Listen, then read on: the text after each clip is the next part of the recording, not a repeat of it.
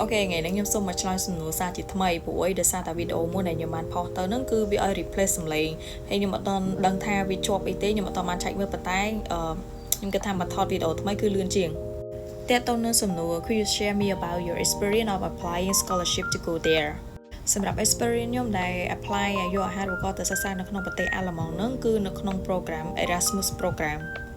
តែសូមបញ្ជាក់តិចសម្រាប់ Erasmus program នេះតតែខាងសាលារបស់យើងមាន partner ជាមួយនឹងខាងគេបានយើងបានអាចដាក់អាហារូបករណ៍ apply យកអាហារូបករណ៍បានហើយសម្រាប់ការ apply យកអាហារូបករណ៍នេះដែរអ្នកនរគ្នា complete ធ្វើការតាមដាន page របស់សាលារបស់ខាងយើងដែលគាត់មាន partner ជាមួយនឹងខាងសាលានៅខាងប៉ែកអឺរ៉ុបនឹងព្រោះដោយសារនៅពេលដែលគាត់ផុសគឺយើងអាច apply យកបាន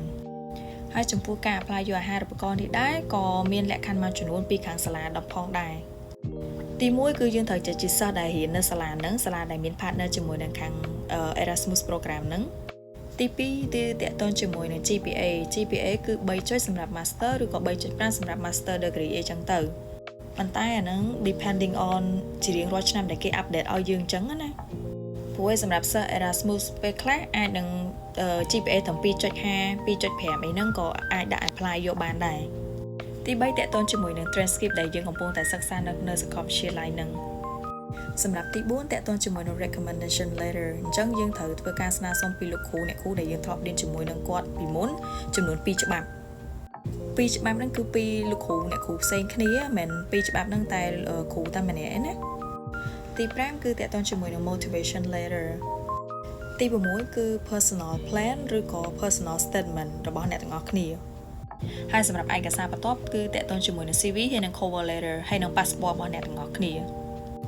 កតងជាមួយនឹង passport អ្នកនរនឹង complete ធ្វើការ check មើលផងណាព្រោះដោយសារបើសិនជា passport អ្នកទាំងអស់គ្នាផុតកំណត់ដោយសារតែ5ខែឬក៏ត្រឹម6ខែអានឹងយើងត្រូវការរត់ទៅធ្វើថ្មីទៅព្រោះដោយសារគឺគេមាន requirement របស់គេដោយសារតែយើងនៅសល់តែ5ខែបានក៏យើងអត់អាច apply បានដែរហើយ the last សម្រាប់ឯកសារដែលអ្នកទាំងអស់គ្នាចង់ដាក់ភ្ជាប់ទៅជាឯកសារ support ណាដូចជាអ្នកទាំងអស់គ្នាមាន work ឬក៏ volunteer ដែលមាន certificate អីពីមុនហ្នឹងដាក់ទៅអ្នកទាំងអស់គ្នាហ្នឹងជាឯកសារយោងរបស់យើងណាយើងមាន reference អីត្រឹមត្រូវអីហ្នឹងបន្ថែមទៅអាហ្នឹងគឺជា background របស់យើងដែរតែតើនៅក្នុងចំណុចនេះដែរខ្ញុំសូមបញ្ជាក់តិចព្រោះដោយសារតែនេះគឺជា requirement ពីខាងសាលារបស់ខ្ញុំអញ្ចឹងបើសិនជាខាងសាលាផ្សេងទៀតនៅក្នុងប្រទេសកម្ពុជាយើងដែលគាត់មាន partner ជាមួយនឹងខាង Erasmus program គាត់អាចនឹងមានដូចគ្នាឬក៏ខុសគ្នាបន្ទាប់ពីអ្នកទាំងអស់គ្នា submit ទៅកាន់ខាងសាលាហើយបើសិនជាអ្នកទាំងអស់គ្នាជាប់នៅក្នុង short list គេនឹង call ហៅអ្នកទាំងអស់គ្នាទៅ interview និងទទួលបាន email សម្រាប់ទៅ interview បន្ទាប់អញ្ចឹងណាអូខេអញ្ចឹងសម្រាប់វីដេអូថ្ងៃហ្នឹងគឺមានតែប៉ុណ្្នឹងទេសម្រាប់ការចែកម្លែកអញ្ចឹងបើសិនជាអ្នកទាំងអស់គ្នាមានចម្ងល់ឬក៏មានសំណួរអីបន្ថែមអ្នកទាំងអស់គ្នាអាចធ្វើការ comment សួរនៅក្នុង comment សម្រាប់នៅក្នុងវីដេអូនេះបាន